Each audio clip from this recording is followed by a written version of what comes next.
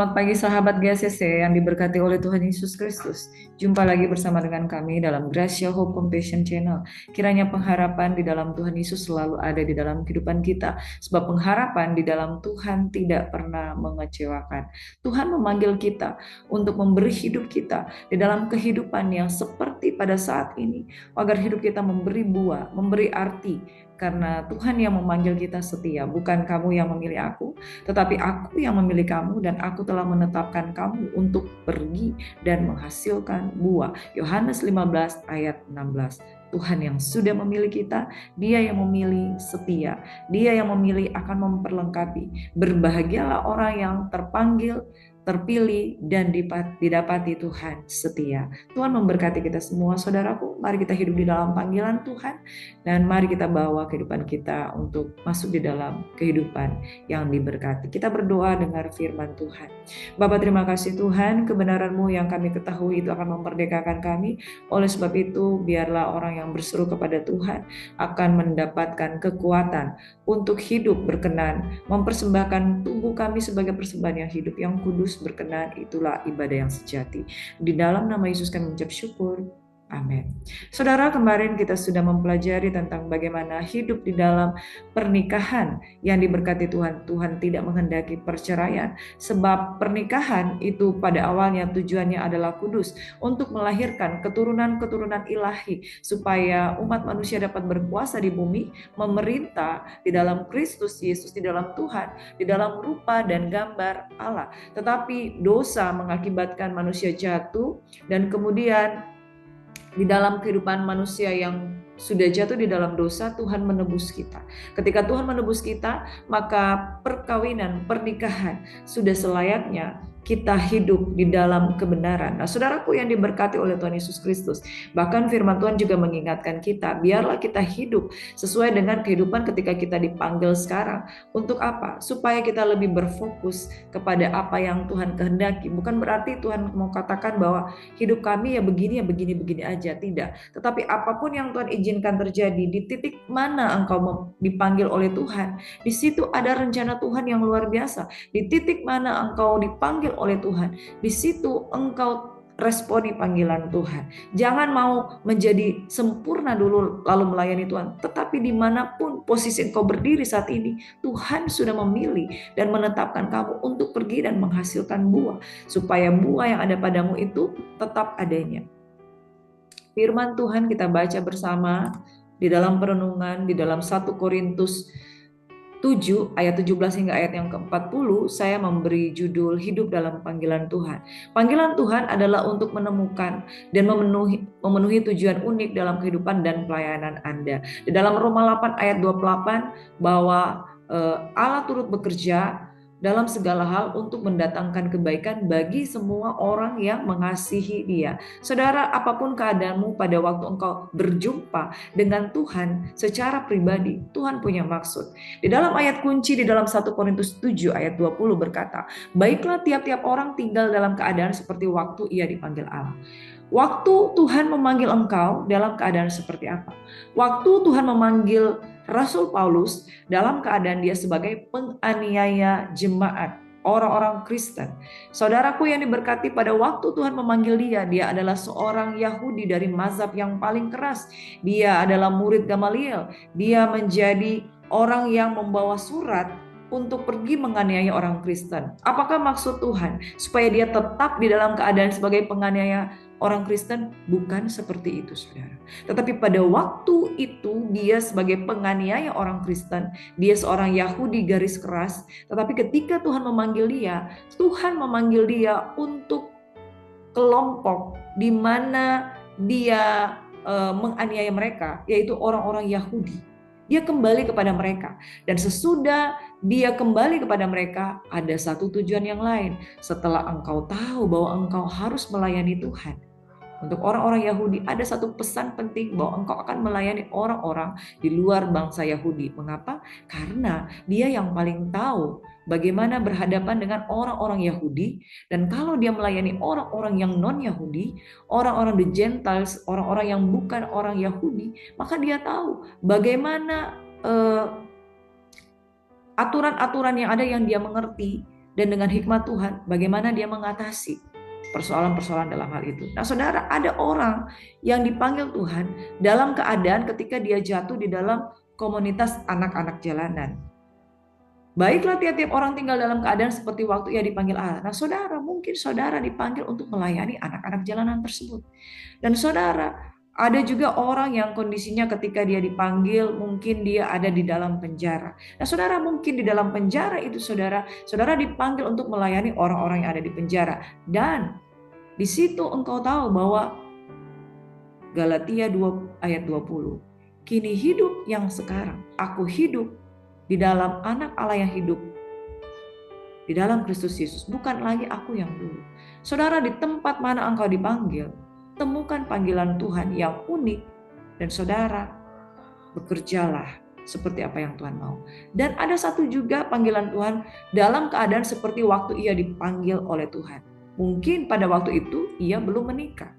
Hendaklah ia tetap di dalam keadaan itu, dalam arti saudara, supaya engkau tidak memusingkan dengan perkara-perkara duniawi. Tapi jikalau engkau mau menikah, itu pun baik. Nah saudara, perhatikan pengajaran pada ayat-ayat firman Tuhan ini bahwa sesungguhnya ketika Tuhan katakan, baiklah ia tinggal dalam keadaan seperti waktu ia dipanggil, bukan berarti, oh kamu gak usah berubah, kamu tetap aja di situ, kamu tetap stay aja di komunitas, mungkin orang-orang yang suka mabuk-mabukan, orang-orang yang suka diskotik, engkau tetap tinggal aja di situ dan engkau gak perlu berubah. That is not the meaning, saudara. Mari kita renungkan firman Tuhan ini bersama-sama. Dalam kehidupan kita, seringkali kita merasa bahwa untuk bisa melayani Tuhan dengan sungguh-sungguh, kita tuh harus mengubah situasi atau status hidup kita dulu. Mau jadi sempurna dulu.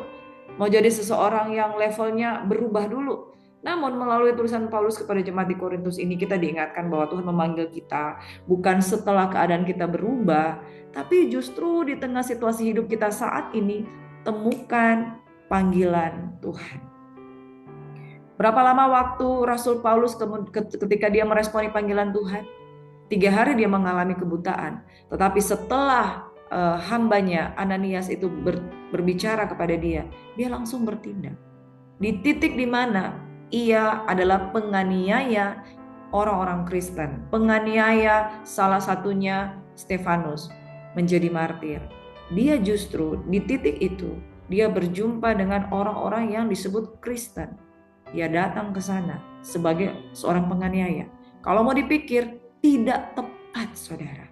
Momennya tidak tepat kalau dia datang dalam keadaannya seperti pada saat itu.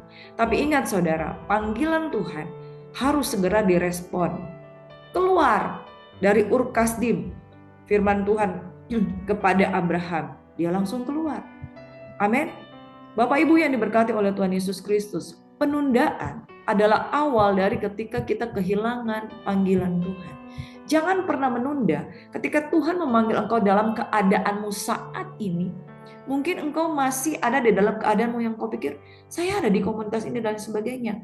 Temukan panggilan Tuhan. Maka Tuhan melalui pertolongan Roh Kudus akan memberitahukan kamu apa yang kamu harus lakukan. Hidup dalam panggilan Tuhan. Bapak Ibu Saudaraku yang diberkati, hidup dalam keadaan seperti waktu dipanggil Tuhan.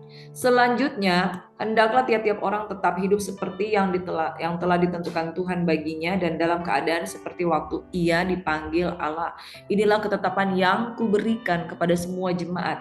Kalau seorang dipanggil dalam keadaan bersunat, janganlah ia berusaha meniadakan tanda-tanda sunat itu, dan kalau seorang dipanggil dalam keadaan tidak bersunat, janganlah ia mau bersunat. Sebab bersunat atau tidak bersunat itu tidak penting.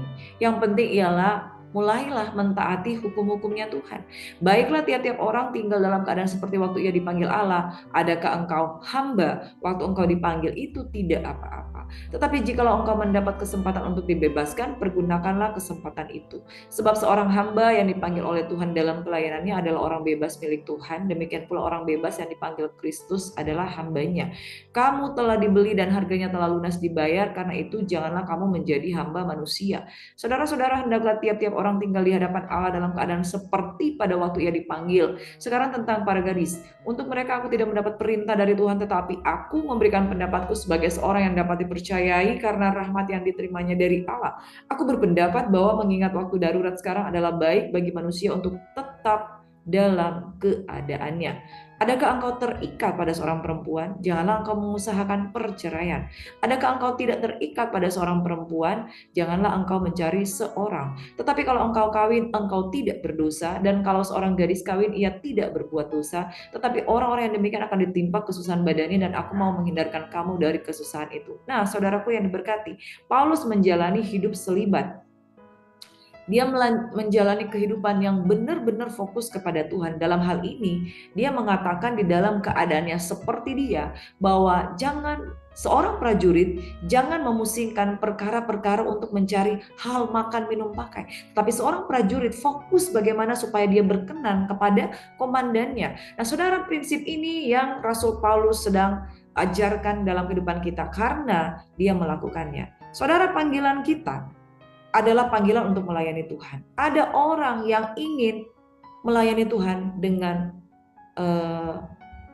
biasa-biasa saja. Ada orang yang ingin melayani Tuhan dengan nilai yang middle ke atas. Ada orang yang ingin melayani Tuhan dengan nilai yang saya tuh pengen maksimal. Ada orang yang ingin melayani Tuhan dengan keadaan maksimal menuju kesempurnaan.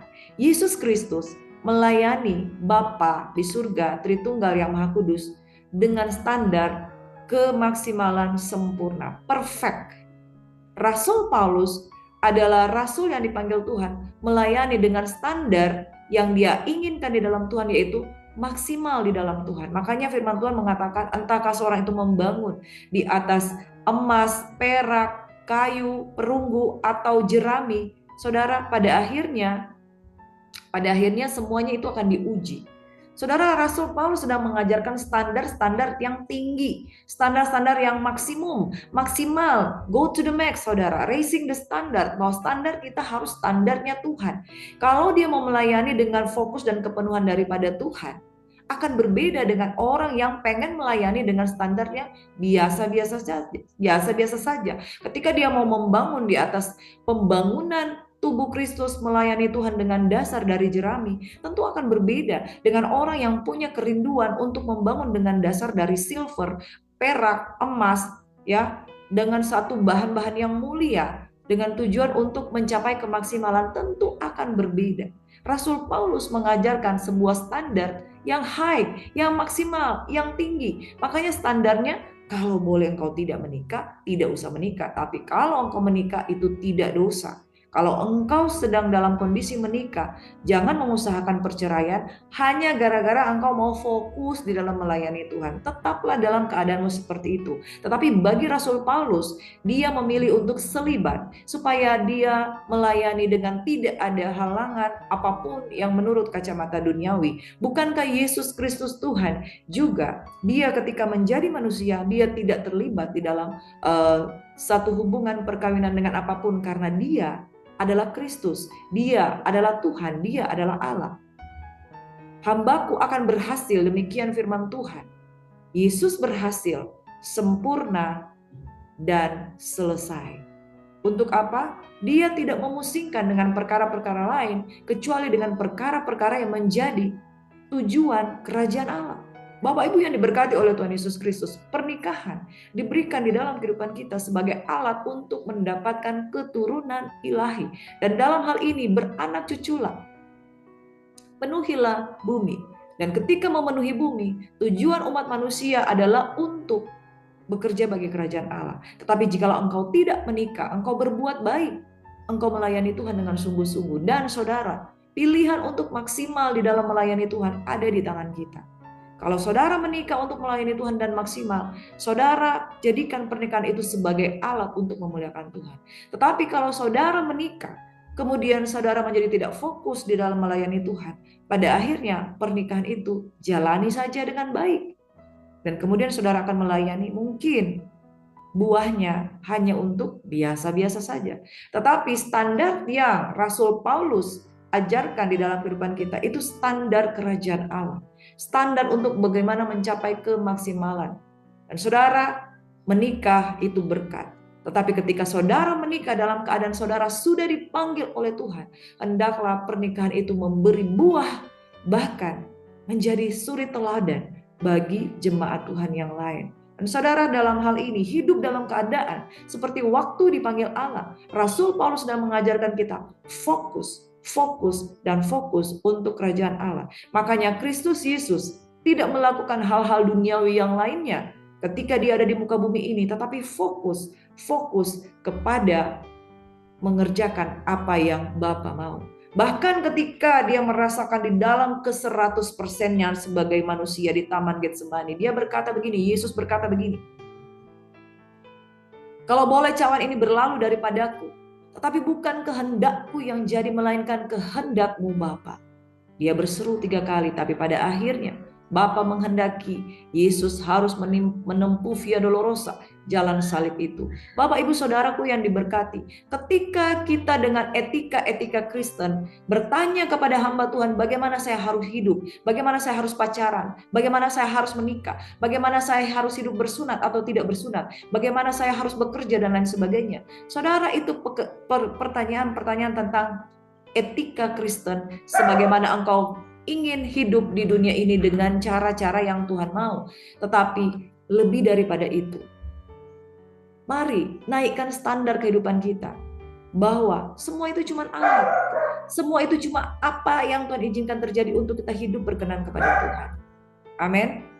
Di dalam ayat yang ke-29, saudara-saudara, inilah yang kumaksudkan, yaitu waktu telah singkat. Karena waktu telah singkat, maka fokuslah pada kerajaan Allah. Karena itu dalam waktu yang masih sisa ini, orang-orang yang beristri harus berlaku seolah-olah mereka tidak beristri. Dalam arti, saudara, istri itu baik, istri itu penting, istri itu ada di dalam Efesus 5 ayat 22 hingga 33, kasihilah istrimu dan istri tunduklah kepada suami. Itu semua diatur di dalam etika-etika hidup Kristiani di dalam Tuhan. Tetapi saudara, ada yang lebih penting di antara yang paling penting, yaitu melayani Tuhan. Dan orang yang menangis seolah-olah tidak menangis, dan orang yang bergembira seolah-olah tidak bergembira, dan orang yang membeli seolah-olah tidak membeli apa yang mereka beli. Pendeknya, orang yang mempergunakan barang-barang duniawi seolah-olah sama sekali tidak mempergunakannya. Sebab seperti dunia seperti yang kita kenal sekarang akan berlalu. Kata kuncinya di sini, dunia yang seperti kita kenal sekarang akan berlalu. Apapun yang saudara investasi untuk hidup di dunia ini, saudara beranak, bercucu, ya, membeli tanah di mana-mana, saudara punya berbagai macam sertifikat, mungkin saudara punya logam mulia, punya tabungan di mana-mana, semuanya itu akan berlalu. Saudara boleh mencarinya, tidak mengapa. Tetapi kalau saudara fokus dengan mempergunakan barang-barang duniawi seolah-olah saudara hidup untuk selama-lamanya untuk perkara-perkara duniawi, pada akhirnya saudara tidak prepare untuk hidup kekekalan. Aku ingin supaya kamu hidup tanpa kekhawatiran.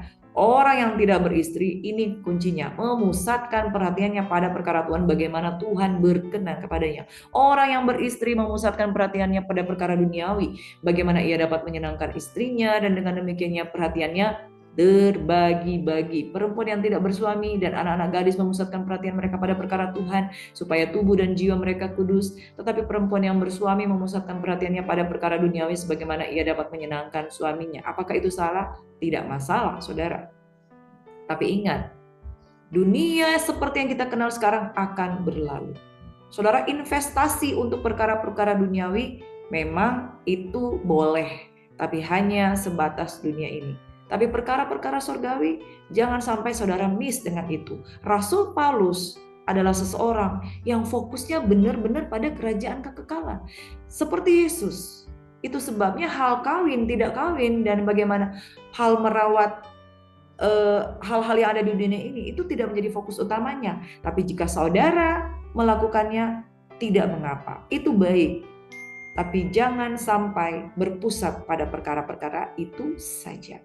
Semuanya ini kukatakan untuk kepentingan kamu sendiri, bukan untuk menghalang-halangi kamu dalam kebebasan kamu. Saya juga menikah, saudara. Saya juga punya keluarga, saudara. Saya tidak hidup selibat. Tapi saudara, ingat firman Tuhan ini, tetapi sebaliknya supaya kamu melakukan apa yang benar dan baik. Dan garis bawahi kata melayani tanpa gangguan. Jangan sampai pernikahanmu itu menjadi gangguan untuk melayani Tuhan. Tapi jadikan keluargamu itu sebagai toolsnya Tuhan, supaya kamu semakin mencapai kemaksimalan.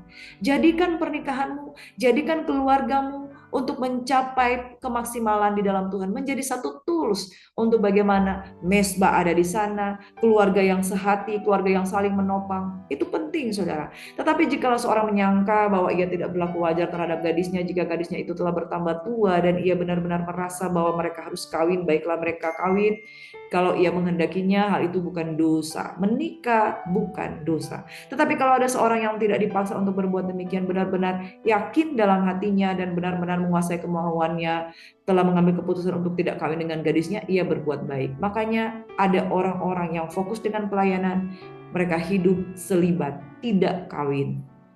Jadi ada orang yang kawin dengan gadisnya berbuat baik, dan orang yang tidak kawin dengan gadisnya berbuat lebih baik, karena mereka mengutamakan kerajaan Allah.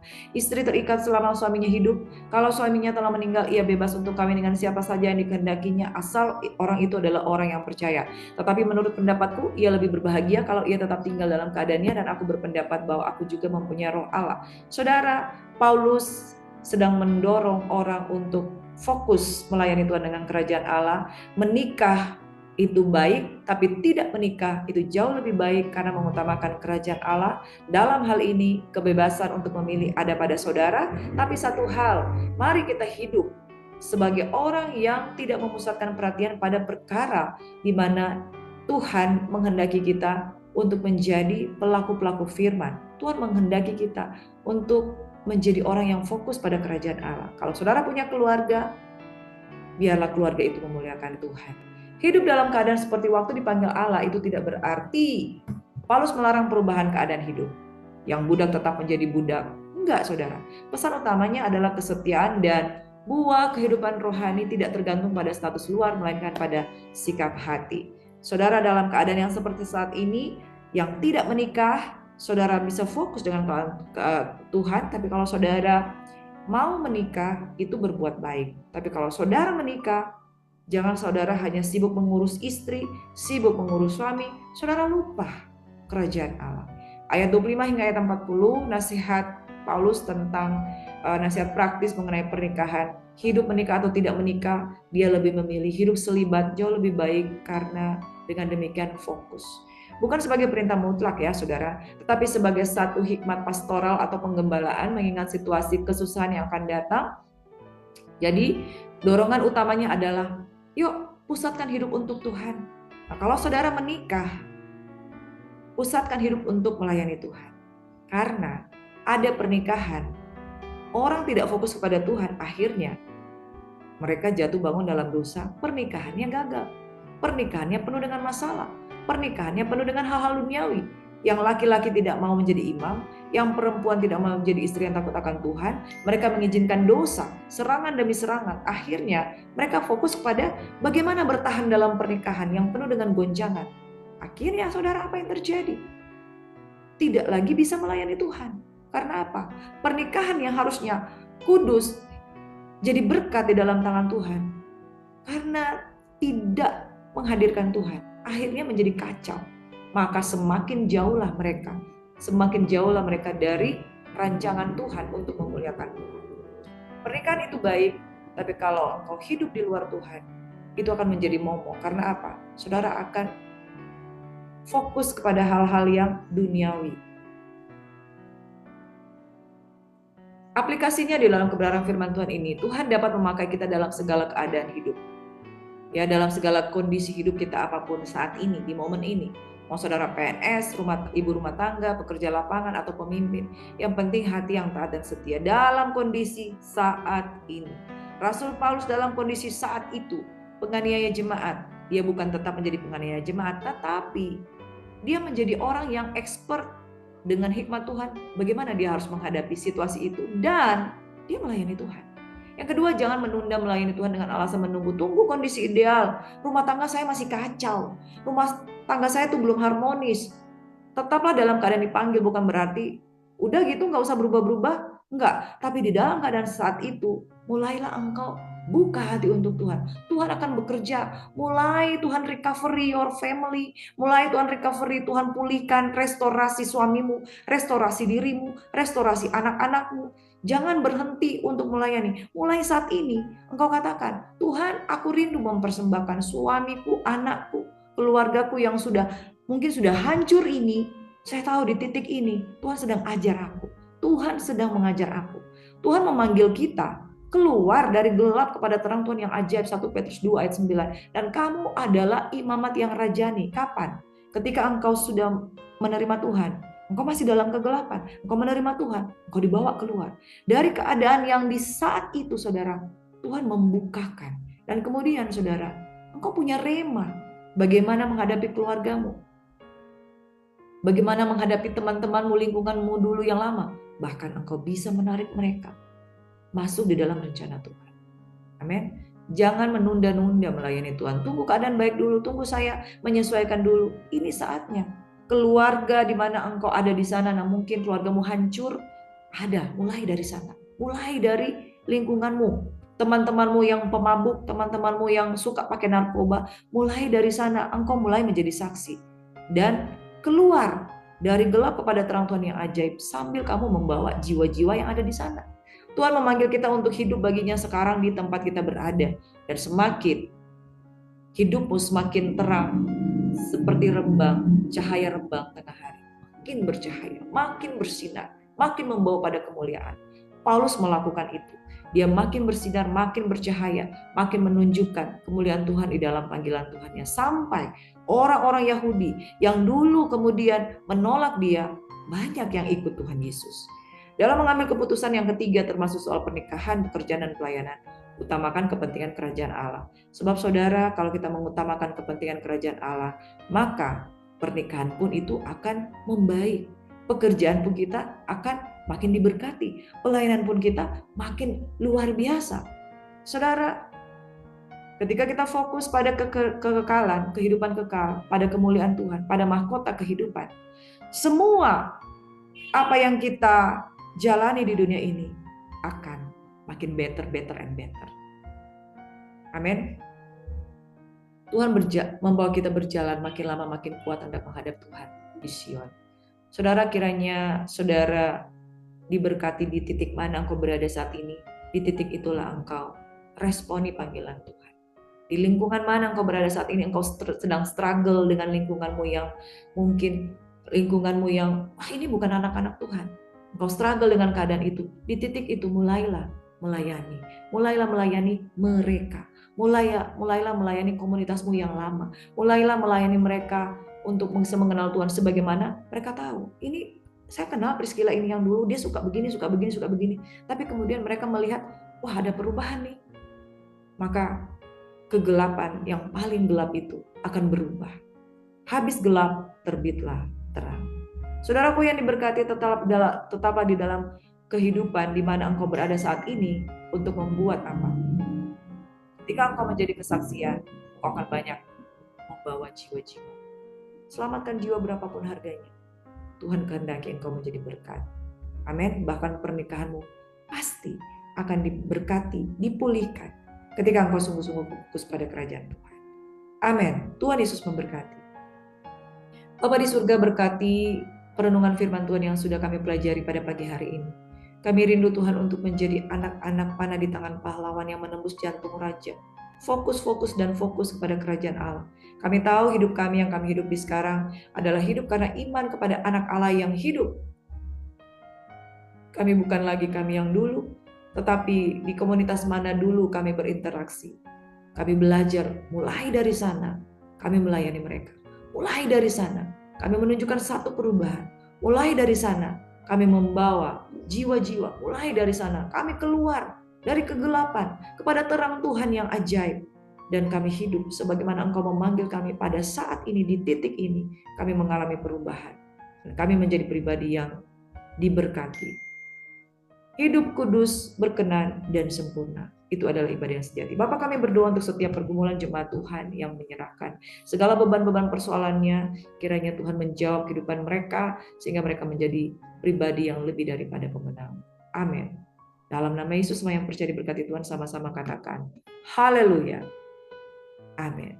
Shalom saudara, selamat beraktivitas and God bless you.